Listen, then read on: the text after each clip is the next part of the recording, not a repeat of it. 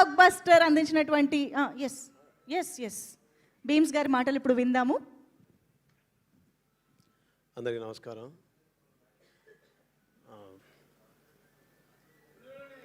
Almost ఇది ఒక silver Jubilee నాకు. నేను వచ్చి 25 ఏళ్ళు అయిపోయింది. ఇప్పుడు వెళ్ళి సగర్వంగా చెప్పుకోవచ్చు మా నాన్నకి, నాన్న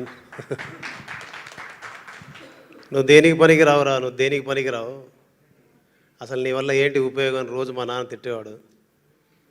నాన్న ఇక్కడ నిలబడ్డాను, నా ముందు అనిల్ గారు ఉన్నారు, వెనక చిరంజీవి గారు ఉన్నారు, మధ్యలో నేను ఉన్నాను. ఇది ఒక మాటతోనో చేసిన కొన్ని పాటలతోనో చెప్పుకునేది కాదు. అండ్ సార్,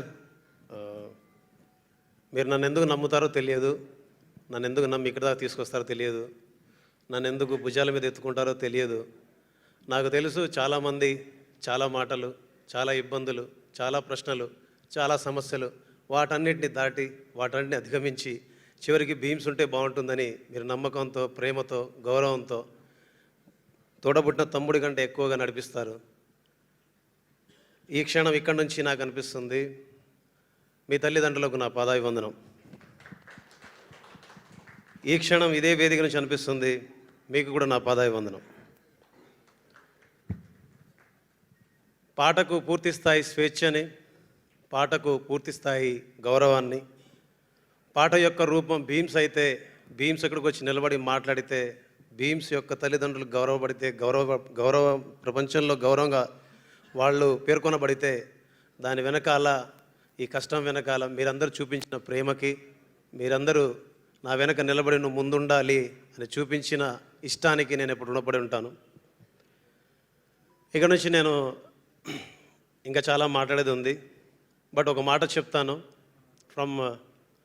నా మనసు ఈ సినిమా మొదలైన దగ్గర నుంచి ఒకటి అనుకుంటూ ఉంది, ఒక సాధారణ కానిస్టేబుల్ కుమారుడు ఒక మెగాస్టార్ అయితే, ఒక సాధారణ ఆర్టీసీ బస్ డ్రైవర్ కొడుకు ఒక గొప్ప దర్శకుడు అయితే, ఒక సాధారణ రైతు కొడుకు భీమ్స్ ఇస్రోలియో వాళ్ళ దగ్గర నిలబడి వాళ్ళతో కలిసి పనిచేయగలిగితే, అంటే ఒకరు కర్షకుడు, ఒకరు కార్మికులు, ఒకరు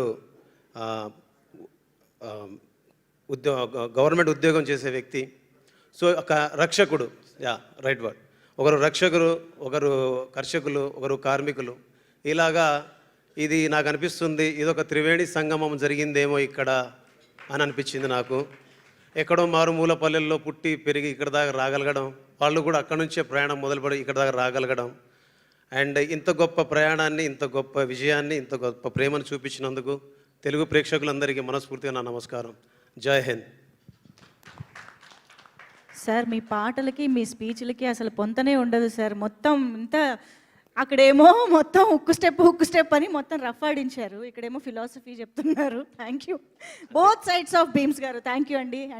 అండ్ సారీ, థ్యాంక్స్ చెప్పాలి కొందరికి.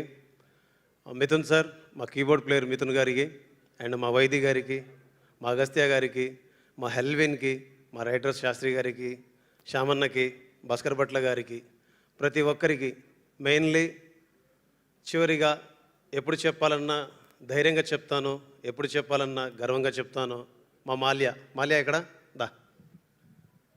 నేను ఈరోజు ఇక్కడ మీ అందరి ముందు నిలబడి ఇంత సంతోషంగా నా కష్టాలను అధిగమించి, ఇబ్బందుల్ని అధిగమించి నేను పాట చేయడానికి కానీ, పని చేయడానికి కానీ, మీ అందరి ముందు ఇంత గొప్పగా పనిచేశానని 4 మాటలు నాకు ప్రశంసలు వస్తున్నాయంటే కనుక, నాకు తల్లి లాంటి వాడు, తండ్రి లాంటి వాడు, తమ్ముడు లాంటి వాడు. నిజం చెప్పాలంటే నువ్వు లేకుండా నేను లేను. మీ సార్ చిరంజీవి సినిమా చేశాడని నువ్వు ఎంత సంతోషపడ్డావు నేను చూశాను. నేను చేయలేదురా, మనందరం కలిసి చేశాం. తెలుగు రాష్ట్రాల్లో ఉన్న 10 కోట్ల మంది కలిస్తే భీమ్స్ 10 కోట్ల మంది కలిసి పనిచేశారు ఆయనకి. Thank you so much. Love you Mallya. Thank you అండి, థ్యాంక్ యూ వెరీ మచ్.